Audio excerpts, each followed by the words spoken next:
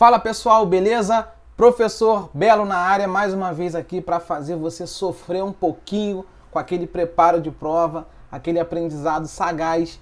Eu sei que é complicado, mas a gente vai chegar lá, beleza? Bom, me siga no Instagram, @professorbelo, tá aqui embaixo. Qualquer coisa pode mandar mensagem.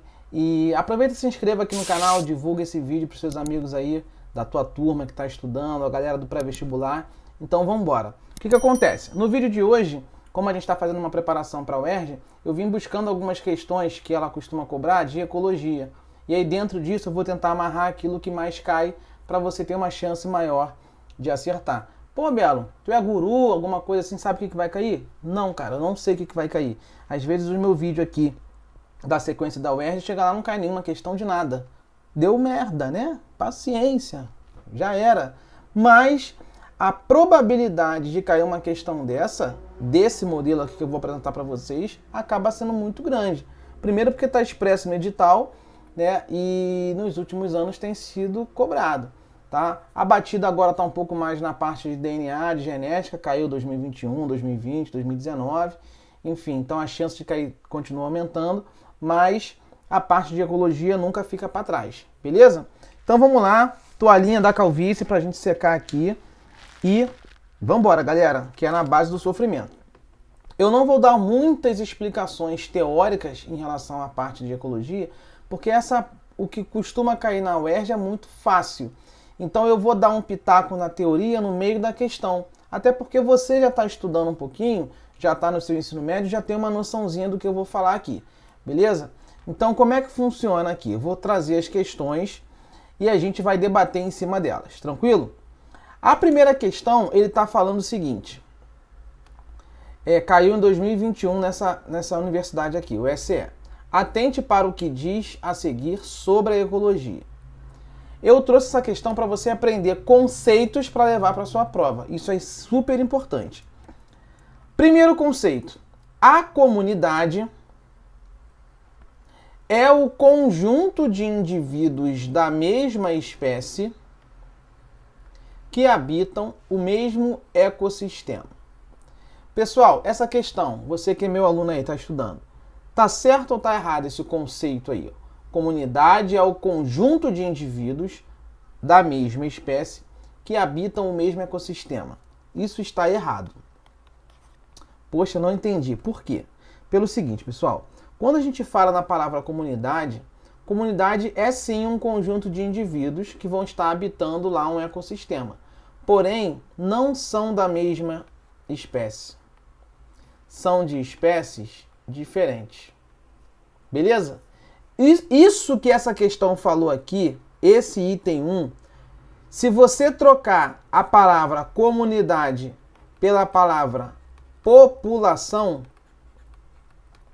aí sim.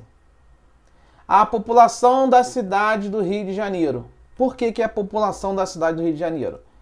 A população da cidade do Rio de Janeiro é formada por pessoas que são professores, policiais, médicos, engenheiros, bacharéis em direito. Cara, quando eu falo em população, aí sim eu estou falando de indivíduos da mesma espécie que habitam o mesmo ecossistema, né, numa determinada área, num certo período de tempo. Ponto. E essa população pode, inclusive, alterar o seu número, né? Eu posso viajar, sair daqui, o Rio de Janeiro, eu moro no Rio, vai deixar de ter mais um indivíduo. Vai ter, na verdade, menos um indivíduo. Entendeu? Ah, guerra na Ucrânia. Nossa, como é que está a população da Ucrânia hoje? Reduzida. Além das mortes, nós temos pessoas fugindo. Então, se rolar um censo na Ucrânia e ver quem é o ucraniano que está morando na sua cidade, vai ficar vazio. Isso é um conceito de população. Indivíduos da mesma espécie, no caso Homo sapiens, né, que estão habitando o mesmo ecossistema, uma mesma região, tá bom? Então esse é um conceito importantíssimo aí para você levar para sua prova. Tá errado, porque não é comunidade, e sim é população, tá bom? Outra, conceito 2 aí, ó. Biomas são classificados pela composição e estrutura da vegetação dominante que reflete as condições climáticas. Isso aqui é uma verdade, porque realmente o bioma é de fato essa definição. Eu não sei se você vai lembrar, mas nós temos alguns biomas principais no nosso país. Caatinga, não sei se você já ouviu falar no bioma Mata Atlântica, Não sei se você já ouviu falar no bioma Amazônia, num bioma brasileiro muito interessante que é o Cerrado, o Pampas. Já ouviu falar? Então, esses biomas que eu dei aqui como exemplo, tem alguns mundiais também, né? Tundra, tá? Que é muito frio, enfim. Essas características de um bioma é sim por conta da estrutura da vegetação predominante. Por isso que a gente consegue classificar. Você não vai nunca estar numa caatinga e olhar o ambiente de caatinga, a vegetação de uma caatinga e falar, ih, eu estou no meio da Amazônia. Pô, não tem como. Não dá. Ah, isso aqui eu tô na caatinga. Ih, igualzinho o Pampas lá no Rio Grande do Sul. Não tem como. Tá? Então, realmente, a composição da estrutura da vegetação dominante, que acaba refletindo sim nas condições climáticas, acaba fazendo parte da classificação dos biomas. Beleza? Ok. Então, 2, tranquilão. 3. Os fatores abióticos, já vou explicar o que é isso, são representações das interações intraespecíficas e interespecíficas. Isso aqui está completamente errado, não tem nada a ver. Quando a gente fala em fatores abióticos dentro de uma ecologia, dentro de um ecossistema, nós estamos falando de luz, nós estamos falando de pressão, nós estamos falando de temperatura, tudo que não tem vida, sabe? Tudo que não... A luz tem vida? Não, luz não tem vida. Pressão tem vida? Não, pressão não tem vida. Temperatura tem vida? Tá calor aqui? Não, não tem vida. Tudo que não tem vida, pressão, salinidade, luz, temperatura, a gente vai chamar isso na ecologia de fatores abióticos. Esse A aqui, ó, é um prefixo de negação, sem vida. E aí esses fatores abióticos, eles são representações das interações intraespecíficas e interespecíficas? Claro que não. Para quem não sabe, relações ou interações intraespecíficas são relações que acontecem entre indivíduos da mesma espécie. Entendeu? E relações interespecíficas acontecem entre espécies diferentes. Por exemplo, na sua casa, você tem como se relacionar, por exemplo, sendo positivo para você, ou positivo, por exemplo, para o seu cão. Você e o seu cão são espécies completamente diferentes. Você tem um gênero Homo, ele tem um gênero Canis. Mas, poxa, olha só que felicidade. Tu chega em casa, ele faz farra pra você, ele brinca, ele fica feliz, você fica feliz. Às vezes você teve um dia ruim no trabalho, no estudo, na escola. Chega em casa, o seu cachorro te anima. Então, olha que interação bem interessante para a gente analisar ecologicamente entre o ser humano e o seu animal. Beleza? Então, há um saldo positivo para os dois. E há uma relação interespecífica. Mas pode ser uma relação interespecífica ruim entre o cão e o ser humano? Pode. Se esse indivíduo bate muito no seu cão, esse cão acaba sendo muito agressivo, raivoso, né? Acaba mordendo o seu dono, vive preso, essa relação não está legal. Negativo para o dono, negativo para o cão. Então, essas relações interespecíficas e intraespecíficas não quer dizer que isso é uma representação, né? Que os fatores abióticos são representações dessas interações. Não tem nada a ver uma coisa com a outra. Tranquilo? Então, nós já temos aí 1 errado, 2 certo e 3 errado. 4. Cadeia alimentar. Ela é uma sequência linear por meio da qual a matéria e a energia são transferidas de um nível trófico a outro. Perfeito! Isso aqui é uma verdade. Então, item 2 e 4 são verdadeiros. E aí eu vou marcar a letra D de dado. Tá bom? Pô, Belo, tem como você me explicar rapidinho o que é esse negócio chamado cadeia alimentar? É fácil demais. Olha só. Vou até tentar representar até por uma forma de pirâmide, que também pode ser na forma de cadeia alimentar. E aí você vai entender isso aqui em 2 minutinhos. Olha aqui. Imagina só que você tem aqui uma planta. Essa planta faz o quê? Fotossíntese. Beleza? Essa planta faz fotossíntese. Depois, por exemplo, quem se alimenta dessa planta, dessa grama? Pensa que é grama. Você tem lá uma vaca. Tá bom? E aí essa vaca está comendo a grama, ok? Olha o sentido da seta. A seta sempre representa isso, tá? O sentido da seta quer dizer que a vaca está comendo a planta, a grama. E aí aqui depois eu vou colocar o homem.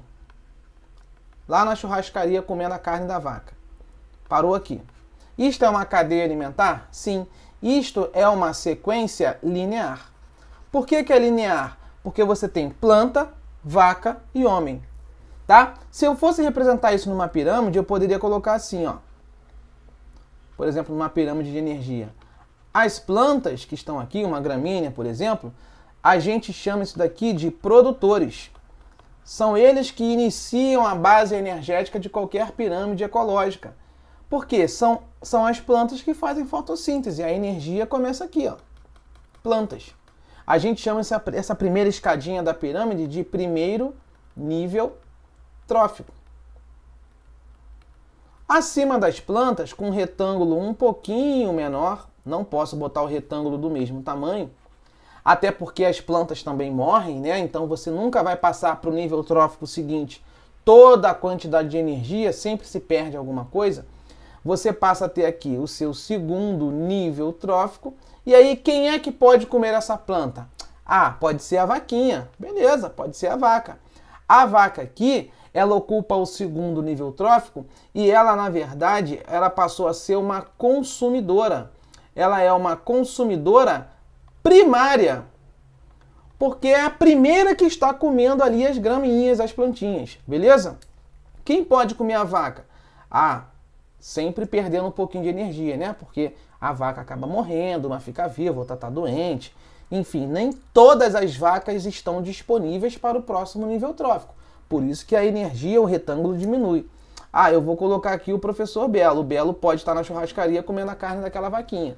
Ok, nesse momento eu faço parte do consumidor secundário.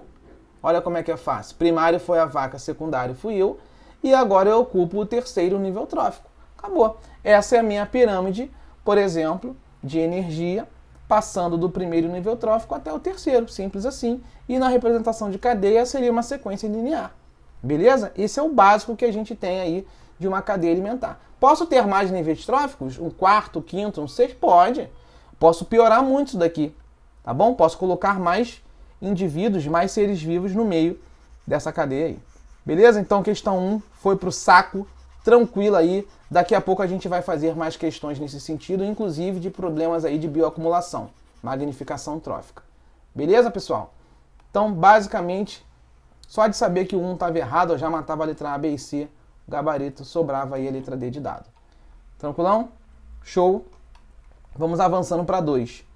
Não coloquei de onde eu tirei a questão, dei mole. Mas vamos lá. A questão 2 diz o seguinte: Raquel Carson foi uma bióloga inglesa que escreveu o livro Primavera Silenciosa, no qual ela alertou aí sobre os riscos do uso de inseticidas bioacumuladores. Esses inseticidas, eles são bioacumuladores, eles estão se acumulando ao longo de uma cadeia. Em especial o tal do DDT, que é o diclorodifenil tricloroetano. Com base nessa informação e nos conhecimentos sobre a ecologia, o que é correto afirmar aí em relação ao DDT? Antes da gente resolver essa questão, eu quero que você grave isso daqui, ó. Todas as vezes que você tem uma cadeia alimentar, uma pirâmide ecológica, aqui eu estou colocando 4 níveis tróficos, tá? Ó, primeiro nível trófico, segundo, sempre assim, tá, pessoal? Terceiro, quarto, quantos forem, beleza? Vou apagar só porque você já entendeu. Sempre de baixo para cima. A primeira linha, o primeiro nível trófico, lá a base da pirâmide, ou a base de uma cadeia, tem que ser produtor. Alguém tem que produzir aqui. Eu não consigo produzir nada. Só quem consegue ser produtor são seres fotossintéticos, que fazem fotossíntese, são seres autotróficos. Aí olha o que eu quero que você entenda em relação ao DDT, em relação a moléculas que são bioacumuladores. Vou marcar de roxo. Imagina que eu estou usando o DDT, que é um inseticida, e aí eu estou acabando de usar aqui 30 moléculas desse inseticida, jogando aqui numa plantação. Estou plantando alface, estou jogando inseticida na minha plantação de alface para tentar matar ali alguns micro-organismos na minha plantação. Aí eu vou desenhar para vocês 30 moléculas do DDT. 1, 2, 3, 4, 5, 6, 7, 8, 9, 10. 3, 4, 5, 6, 7, 8, 9, 20. 1, 2, 3, 4, 5, 6, 7, 8, 9, 30. Fiz 30. Percebeu como é que esse DDT, né, se distribuiu nesse primeiro nível trófico? Ok. Quando... Essa é a minha plantação de alface. Ok. Quando, por exemplo, sei lá, um anfíbio comer um pouco da minha plantação, um sapinho chegou lá, começou a comer um pouquinho, pode ser um gafanhoto também, você que sabe. Um gafanhoto chegou lá, começou a comer um pouquinho da minha plantação, tranquilo, mesmo usando inseticida. Aí eu fui... Esse inseticida, por ele ficar impregnado, atrelado a esses produtores, a essa minha plantação de alface, quando o gafanhoto ou o sapo ou qualquer outro ser for lá, um consumidor primário, comer essa minha alface, essas 30 moléculas do DDT, desse inseticida, passam para ele. Olha como é que está engraçado. Ó, 30, ó. 1, 2, 3, 4, 5, 6, 7, 8, 9, 10, 11, 12, 13, 14, 15, 16, 17, 18, 19, 20. Faltam 10. 1, 2, 3, 4, 5, 6, 7, 8, 9, 10. Caraca, já tá ficando sem espaço. Quando avança para o terceiro nível trófico, ou seja, se alguém for comer, por exemplo, esse gafanhoto ou esse sapo, imagina que foi assim, um sapo comeu um pouquinho da alface. Tô dando um exemplo bobo, tá? Aí a cobra foi comer o sapo. Cara, se essa cobra que tiver aqui for comer o sapo, cara, pode ter certeza que esse acúmulo desse DDT, desse inseticida, vai passar para a cobra. Aí eu vou fazer mais 30. Já não vai ter espaço. Ó. 1, 2, 3, 4, 5, 6, 7, 8, 9, 10, 11, 12, 13, 14, 15, 16, 17, 18, ó, 19, 20. Tá ficando? Ó. Percebeu? Cara, se imagina para cima. O que eu quero dizer com isso? Quanto mais para cima você vai numa cadeia trófica, numa pirâmide, por exemplo, de energia, mais acúmulo você tem daquela substância. É isso que você tem que levar para a UERJ. Então, o que é correto afirmar sobre o DDT aí, sobre essa substância bioacumuladora? Mata pragas como insetos, ervas daninhas e fungos, dentre outras, ok, as quais se destina, mas está dizendo que esse DDT não atinge as espécies que são predadoras naturais dessas pragas. Isso é mentira. Claro que atinge. Por mais que eu esteja jogando o DDT na minha plantação, justamente para tentar eliminar ali um gafanhoto, né, uma praga, um fungo, uma erva daninha, um inseto qualquer, cara, é óbvio que quem for comer essa praga vai acabar se prejudicando. Então atinge sim as espécies. Ele disse que não atinge. Aí ele errou. Beleza? Prejudica somente, o DDT prejudica somente os organismos das cadeias alimentares do ambiente aquático? Claro que não, né, gente? Do ambiente terrestre também. Está dizendo que o DDT atinge todo o ecossistema, prejudicando o solo, águas, a fauna, a flora, ou seja, animais e vegetais, e entra na cadeia alimentar, afetando também os seres humanos. Cara, é verdade. Se você acabar comendo algum desses animais, ou até mesmo for comer diretamente aqui a sua plantação de alface que está cheia de inseticida, borrifado, claro que vai afetar. Portanto, o gabarito é o que é? É a letra C.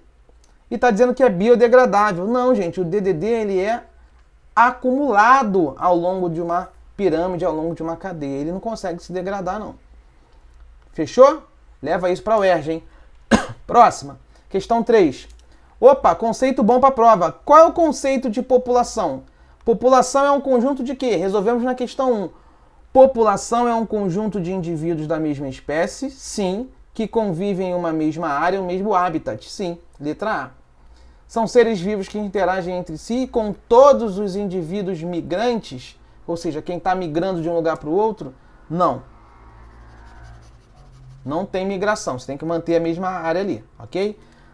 Será que população é definida como um conjunto de fatores bióticos e abióticos? Não.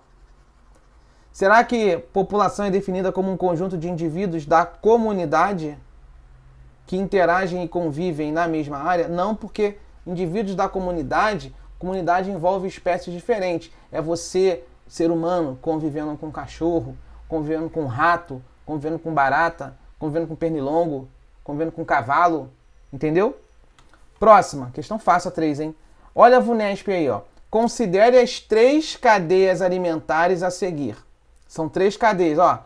São lineares, pode ver, ó. Primeira cadeia, segunda e terceira.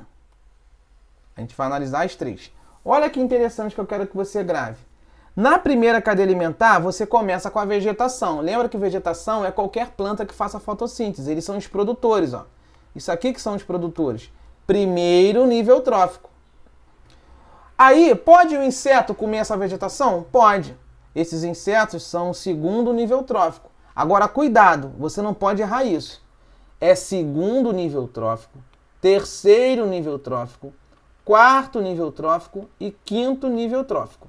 O nível trófico, pessoal, nunca muda. É escalonado. Primeiro, segundo, terceiro, quarto, quinto, sexto, sétimo. Não importa quantos níveis tróficos a questão vai colocar na sua prova. Obedeça sempre essa ordem. Fechou? O que você não pode errar é isso aqui, ó. A vegetação é produtor. O inseto que come a vegetação, ele é um consumidor. Cuidado agora. Primário. O anfíbio que está comendo inseto é um consumidor secundário. Tá entendendo, né? A cobra que come esse anfíbio é um consumidor terciário. E o fungo, que no caso está ali para se alimentar da cobra, provavelmente o fungo está ali para decompor quando a cobra morreu. Um fungo não come uma cobra, né, pessoal? Então o fungo, na verdade, aqui, ele está representando o que a gente chama de organismos decompositores. São os tais dos fungos e bactérias, que são seres decompositores. Basicamente é isso. Mas ele está ocupando ali um certo nível trófico. Então, olha só, pessoal, o que eu quero que você entenda? Toda vez que você tem uma cadeia alimentar, você vai ter que contar na sua prova quantos níveis tróficos tem, quem são os produtores e quem são os consumidores. Vai ser sempre assim. Depois dos produtores, consumidor primário, consumidor secundário, consumidor terciário, consumidor quaternário e por aí vai. Primeira linha que são os produtores, sempre primeiro nível trófico. Aí depois segundo, terceiro, quarto, quinto, sexto, quantos níveis tróficos forem necessários. Ele está perguntando o seguinte, olha, a maior quantidade de energia disponível para os níveis tróficos mais elevados estará em qual? Em qual desses 1, 2 e 3 você vai ter mais energia disponível? Galera, grava isso. Quando a gente fala em cadeia alimentar, quanto maior for a sua cadeia, você tem um indivíduo aqui produtor, depois você tem um consumidor primário, consumidor secundário, consumidor terciário, consumidor quaternário. Cara, quanto mais consumidor quintenário, quanto mais você tiver, quantos mais indivíduos você tiver na sua cadeia, menos energia você tem aqui no final. Muito menos energia. Então, se, sei lá, uma grama está lá fazendo fotossíntese, aí um gafanhoto comeu a grama, já perdeu energia um pouquinho, mas comeu, mas já tem um pouco de perda de energia. Aí um sapo come o gafanhoto. Tá, ok, o sapo comeu o gafanhoto, beleza. Aí o sapo já perdeu energia. Aí a cobra come o sapo. Porra, a cobra comeu o sapo? Beleza, mas também já perde energia. Tem menos energia na cobra. Aí vem um falcão, come a cobra. O falcão está se alimentando? Tudo bem, está se alimentando, mas já tem menos energia disponível para o falcão. Entendeu? Então, quanto mais no topo está um indivíduo, quanto mais no topo está uma espécie, menos energia. Gravou? Então, vamos lá. Se eu quero onde eu preciso aí, ó, mais energia, onde é que está a maior quantidade de energia disponível, eu tenho que pegar aquela cadeia que está mais pequenininha. A que tiver menorzinha, vai ter energia pra caramba para passar para frente ainda. Por exemplo, é a 2. Porque aqui eu só tenho o produtor, que é um vegetal qualquer, a vegetação, consumidor primário, que é o coelho, e um gavião que comeu o coelho. Então aqui eu só tenho produtores, consumidores primários, consumidores secundários. Parou aqui. Tem muita gente que pode vir aqui ainda para comer esse gavião. Tem mais energia disponível.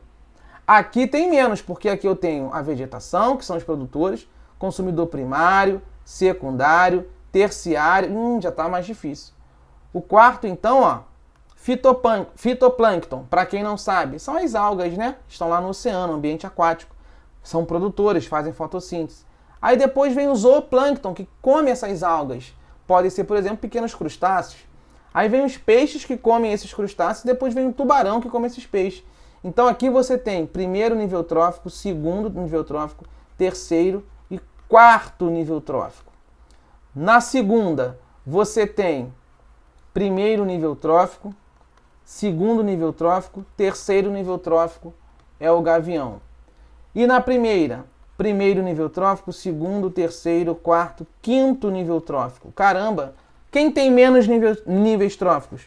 O segundo. Portanto, apenas na cadeia número 2, você vai ter aí a maior disponibilidade de energia dali para frente. Tá bom?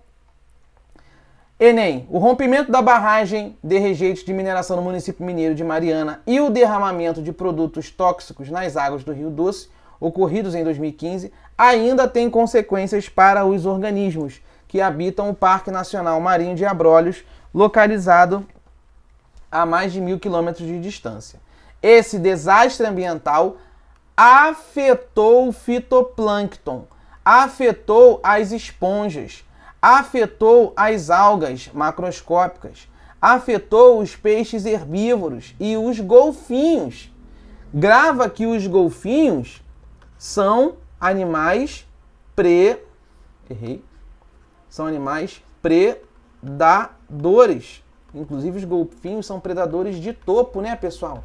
Numa cadeia alimentar, quase ninguém consegue matar o golfinho, ele está lá em cima na cadeia. Muita gente vem antes dele até ele se alimentar, entendeu? Olha que a questão pediu. Concentrações mais elevadas dos compostos citados serão encontradas aonde? Que compostos são esses? São esses aqui, ó, os tais dos produtos tóxicos.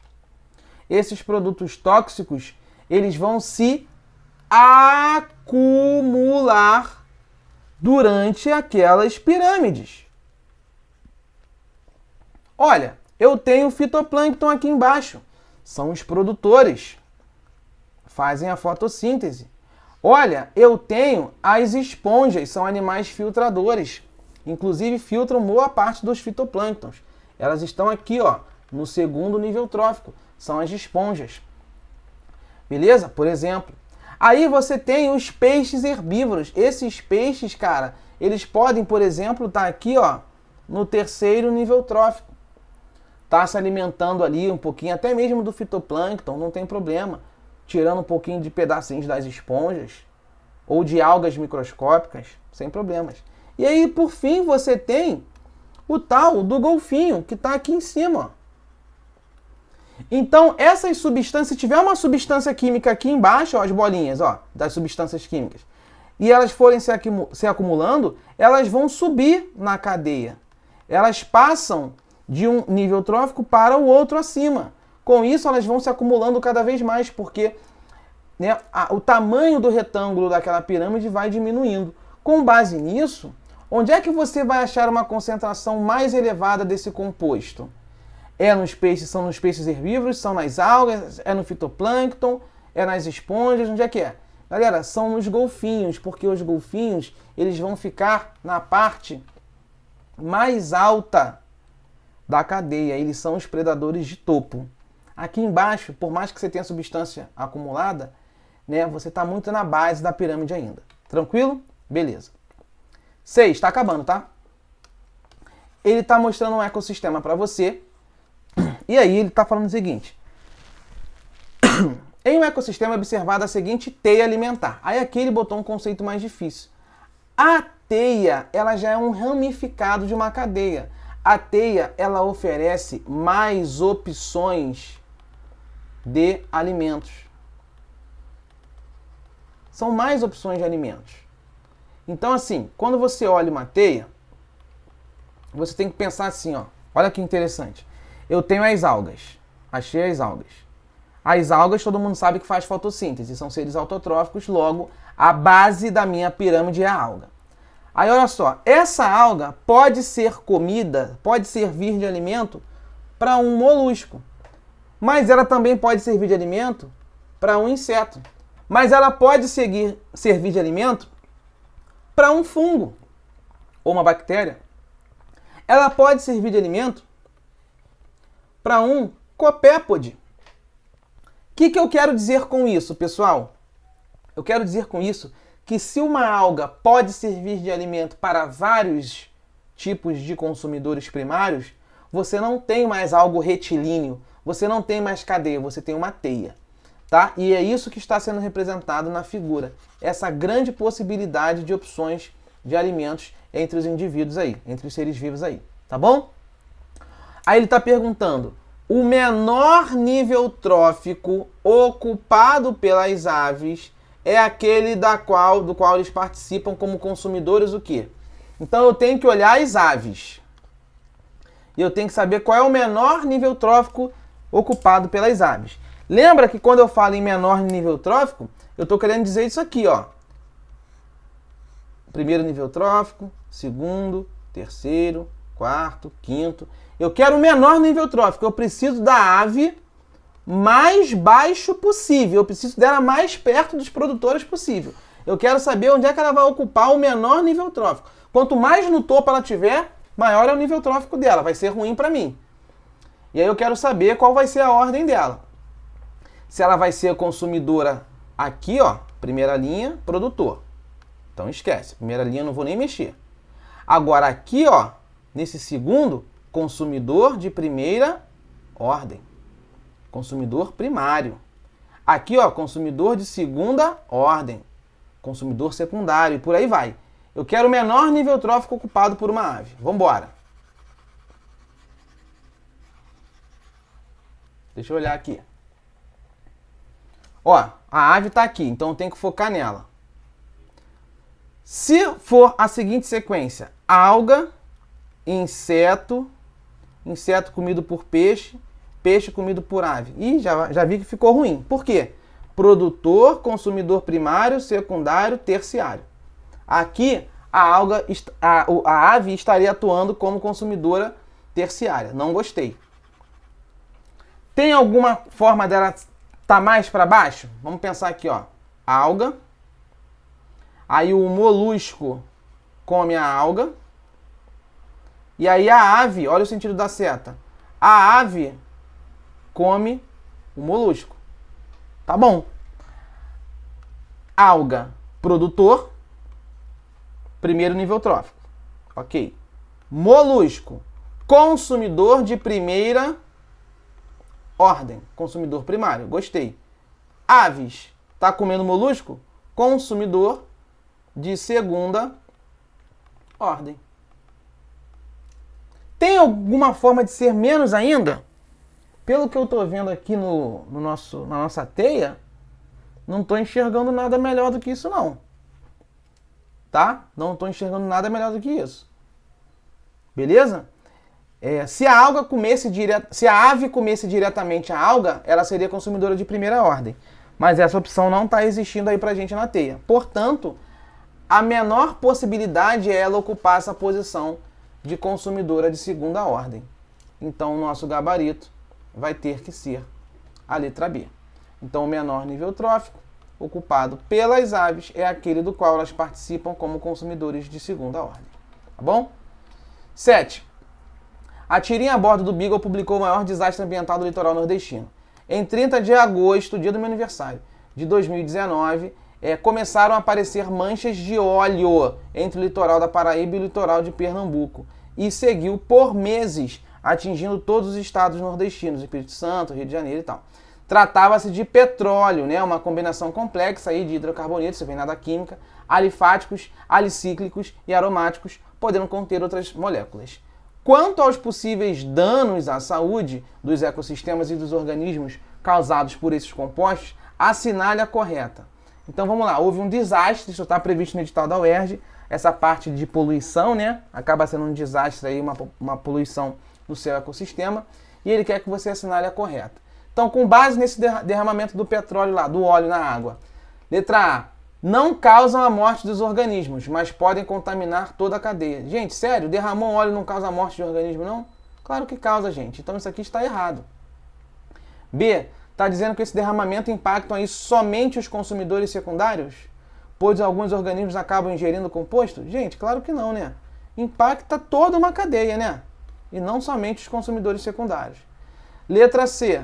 Ih, olha aí, ó, impactam toda a cadeia alimentar a médio e longo prazo pelo processo denominado de bioacumulação. Aqueles compostos químicos ruins que não conseguem ser degradados ao longo de toda uma cadeia, eles ficam acumulados ao longo de toda a cadeia. É aquele famoso desenho que eu faço com as bolinhas. Coloquei aqui 1, 2, 3, 4, 5, 6, 7, 8, 9, 10 bolinhas. No próximo nível trófico, que é um retângulo menor, porque perde-se energia de um nível trófico para o outro, essas 10 bolinhas, elas já ficam mais apertadas. E assim vai. É o que pode acontecer também com o derramamento de óleo, pessoal. Portanto, o gabarito, a princípio, letra C. Está dizendo que esse derramamento causa danos irreversíveis somente nos produtores primários. Aí quebrou. E a curto prazo, ou seja, com pouco tempo, uma semana ou duas, identificam-se danos severos aos ecossistemas, mas não no longo prazo. Gente, claro que existe prejuízo no longo prazo. É muito difícil. O Recife de Coral, por exemplo, tem um prejuízo absurdo no longo prazo por conta da queda da taxa da fotossíntese. Tá bom? 8. Aí, atenção, ó. Suponha que um pesticida lipossolúvel que se acumula no organismo após ser ingerido tenha sido utilizado durante anos na região do Pantanal.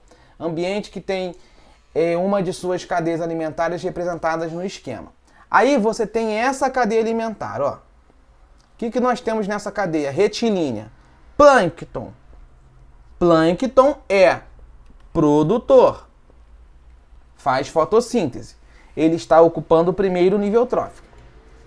Pulga d'água está se alimentando do plâncton. Olha a seta. O plâncton serve de alimento para a pulga d'água. Pulga d'água, então, agora é um consumidor de primeira ordem. É um consumidor de primeira. É um consumidor primário. O lambari acaba se alimentando da pulga d'água. Então, ele é um consumidor secundário. A piranha, que é um peixe, come o lambari, consumidor terciário. E o tuiuiu é um consumidor quaternário, porque come a piranha. Aí tá lá, um pesquisador avaliou, maneiro é assim, a concentração do pesticida nos tecidos de lambaris da região. Então ele olhou o lambari, ele olhou esse cara aqui, ó. E ele obteve um resultado de 6,1 ppm. Então no lambari o valor foi de 6,1. Vou apagar aqui para me facilitar. E eu já sei que no lambari ele achou 6,1 partes por milhão aí de um pesticida. Lembra que eu te falei que um pesticida, né, ele não está se acumulando ali para o tecido, para os outros organismos? Então olha só, qual será o resultado compatível com a concentração desse pesticida nos tecidos dos outros componentes da cadeia? Cara, é só você olhar. Quanto mais para cima na cadeia, quanto mais aqui no topo, o tuiuiu, por exemplo, está ferrado. A piranha está ferrado. Com certeza, se o lambari bateu 6,1, a piranha tem que dar um valor maior e o tuiuiu maior ainda do que 6,1. A piranha tem que ser acima de 6,1 e o tuiuiu ainda tem que ser acima da piranha. Senão não faz sentido. Por quê? Porque esses compostos se acumulam. Então vamos tentar achar alguma resposta onde piranha e tuiuiu tenham valores maiores, bem maiores do que 6,1. Piranha, 4,3, tuiuiu 1,2 não deu certo. Piranha 6,1 com tuiuiu 6,1 já era. E piranha 5,3 babou. Piranha 4,1 babou. Agora 14,4 e 10,4 e 14,3 deu bom. E aqui tanto é que tá menorzinho, ó, 2,1, 4,3. Perceba que isso vai aqui, ó, se acumulando ao longo da cadeia retilínea. Portanto, o gabarito vai ter que ser a letra C. Conseguiram entender essa jogada, gente? Isso cai muito em vestibular, tá? E para a gente fechar 9 a 10, tenho que fazer uma redação, é uma tirinha aí, né, do gibi. Tenho que fazer uma redação sobre a vaca. O que será que eu escrevo, Miguelito? Aí ele disse, a vaca vive no campo, ela come pasto. E pasto, e mais pasto, muito pasto. Depois a vaca vem para a cidade e a gente come ela e pronto. Quer dizer que para você a vaca é o intermediário entre o pasto e nós? Pô, o que ele está querendo reproduzir aí? Aqui eu tenho o pasto, que é a grama, que enfim, né, a gramínea em si que faz ali a fotossíntese, são os produtores. É isso que ele quis dizer. Aqui tu tem a vaca comendo esse pasto, logo ela é uma consumidora primária. E aí ele disse que depois a gente vai lá, né, para a cidade, ela vai para a cidade e a gente come ela. Então aqui está um homem. O homem seria um consumidor o quê? Secundário, de acordo com essa tirinha. Aí ele está perguntando, cara, a posição ocupada pela vaca nessa interação aqui, né? Ela é o quê? A vaca é produtora? Não. O produtor é o pasto.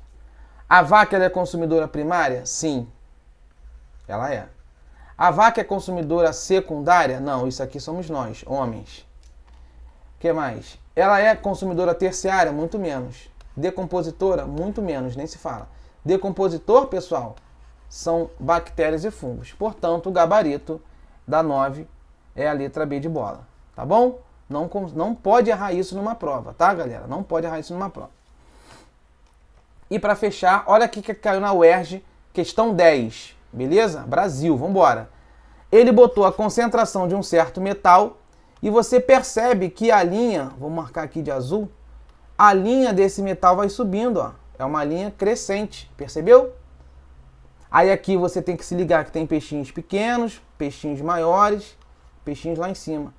Então a concentração desse N15 aí foi subindo, né? O metal foi subindo. O metal parece que está se incorporando ao longo da cadeia. Vamos ler.